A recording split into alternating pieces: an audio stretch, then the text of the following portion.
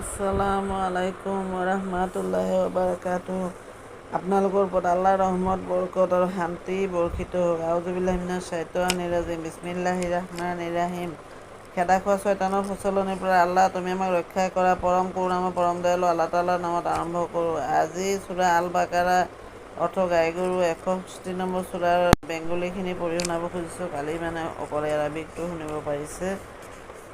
আৰু যখন তোমরা বলেছিলে, হে মুসা, একই রকম খাদ্যে কখনো আমরা সবর করব না, সুতরাং তুমি স্বীয় রবের নিকট আমাদের জন্য প্রার্থনা করো তিনি যেন ভূমিজাত দ্রব্য শাকসবজি কাকুর গম মসুর ও পেঁয়াজ উৎপাদন করেন। মুসা আলাইহিস সালাম বললেন, তোমরা কি উত্তম বস্তুকে নিকৃষ্টতম বস্তুর সাথে বদল করতে চাও?